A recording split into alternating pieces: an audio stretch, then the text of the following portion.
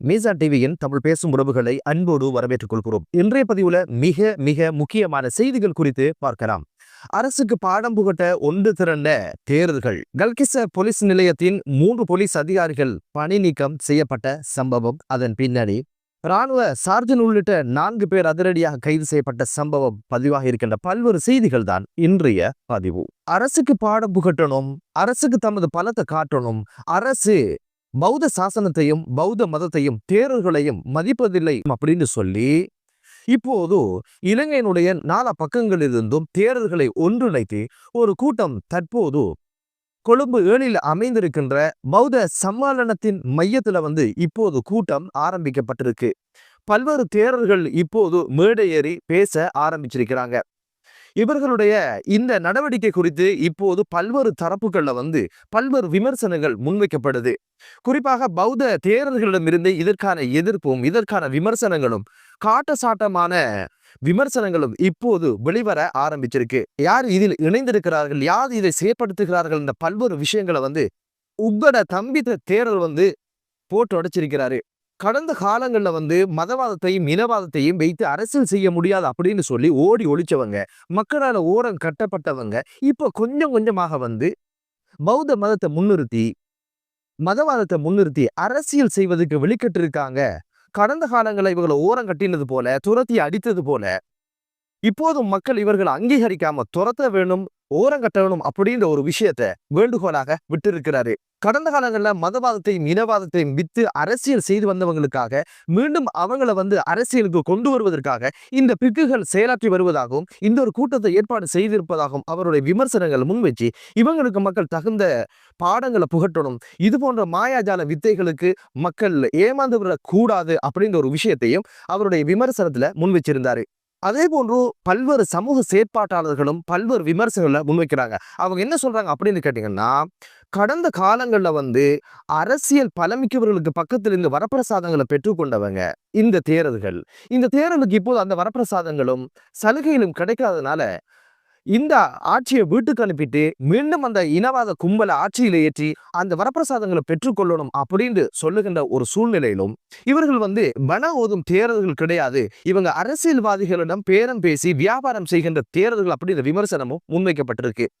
இது குறித்து இந்த ஏற்பாட்டை செஞ்ச மிக முக்கியமான தேரர்கள்ல ஒருவரான ஆனந்த தேரர் என்ன சொல்றாரு அப்படின்னு கேட்டீங்கன்னா, இந்த போராட்டம் பௌத்த மதத்தையும் இனத்தையும் தேசத்தையும் பாதுகாப்பதற்கான செயற்பாடு. தேரர்களை யாரெல்லாம் எதிர்ப்பாங்களோ அவங்களை எதிர்ப்பதற்கும் அவங்களோட போராடுவதற்கும் பின்னிக்க மாட்டோம், உயிர் போகும் வரைக்கும் அந்த போராட்டத்தை செய்வோம் அப்படின்ற ஒரு விஷயத்தையும் அவரு எச்சரிக்கையாக விட்டிருந்தாரு.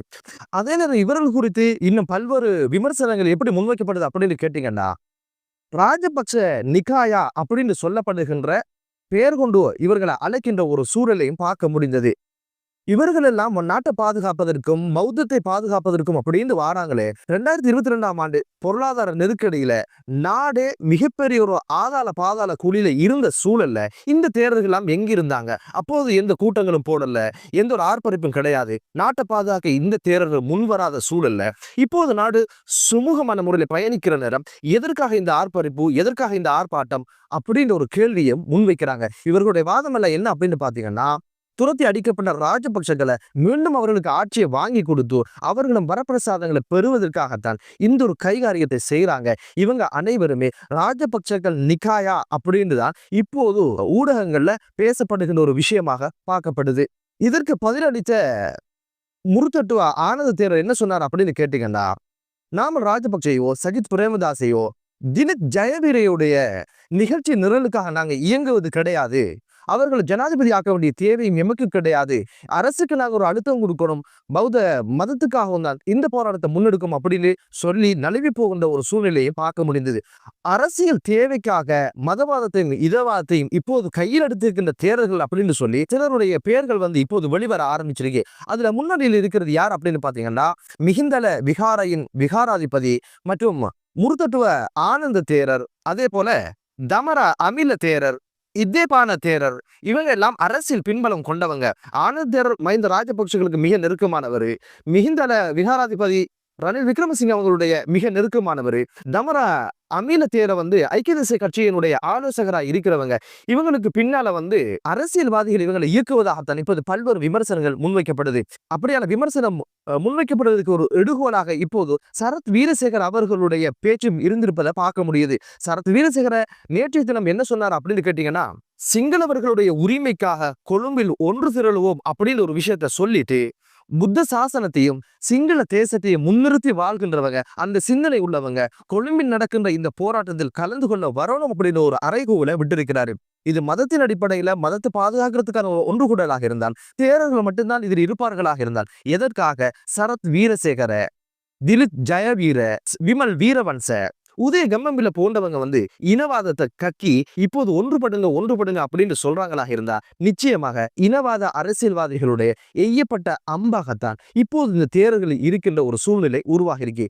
நேரடியாக இந்த அரசியல்வாதிகள் நாம் கலந்து கொண்டா அது அரசியல் உள்நோக்கம் உள்ளது அப்படின்னு மக்களுக்கு தெரிஞ்சிடும் என்பதனால சூட்சமமான முறையில பௌத்த மதத்துக்கான ஒரு போராட்டம் அப்படின்னு சொல்லி, அதுவும் அந்த சம்மேளனத்துடைய மையத்துல நடக்கிற ஒரு விஷயமாக ஒரு பிம்பத்தை காட்டுறாங்களே தவிர, இது சொல்லப்படுகின்ற தேரர்கள் அனைவருமே கடந்த காலங்கள்ல அரசியல்வாதிகளோட வியாபார அடிப்படையில் பயணித்தவங்க, அவர்களுக்காக வக்காலத்து வாங்கியவர்கள் அப்படின்ற ஒரு விஷயம்தான் இப்போது சமூக மட்டத்திலையும் சமூக ஊடகங்கள்லையும் மிகப்பெரிய ஒரு பேசு பொருளாக மாறி இருக்கு. அதே போல தேரர்கள் எல்லாம் ஒன்று திரண்டுட்டா இப்படியான கூட்டங்களை வைக்கும் போதே சிறுபான்மையினருக்கு மிகப்பெரிய ஒரு அச்சு சூழல் உருவாகுது.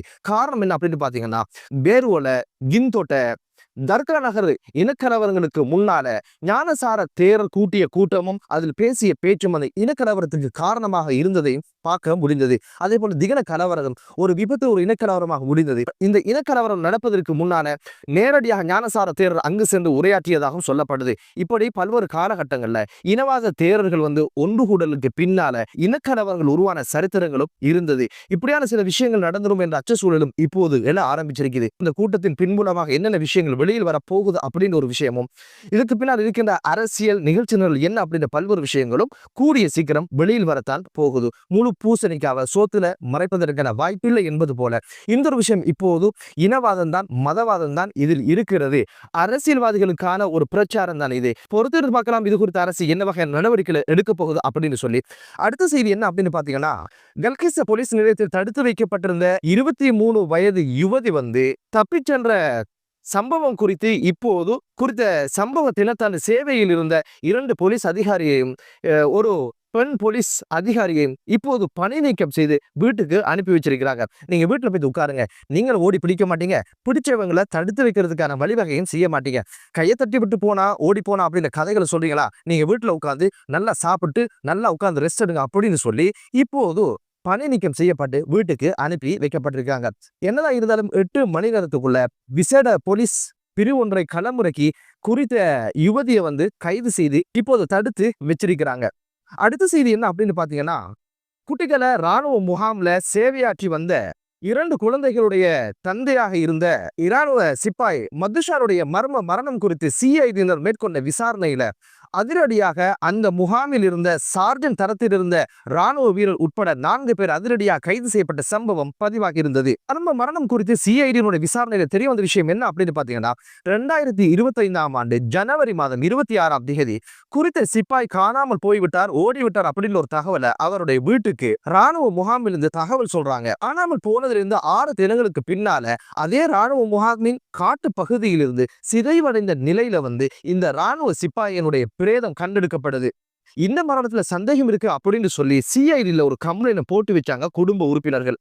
அந்த விசாரணையை 1 வருட காலமாக விசாரணைக்கு உட்படுத்தியதுல தெரிய வந்த விஷயம் என்ன அப்படின்னு பாத்தீங்கன்னா, குறித்த சிப்பாயினுடைய மரணம் இயற்கையானதோ தற்கொலை கிடையாது, அது மின்சாரம் பாய்ச்சப்பட்டு அவர் இறந்திருக்கிறார் அப்படின்ற ஒரு விஷயம் தெரிய வந்ததுனால இது எப்படி என்ன ஏது அப்படின்ற ஒரு விஷயத்த ராணுவ முகாமுக்குள்ள இருந்து விசாரணையை தொடங்கினாங்க சிஐடியினர்.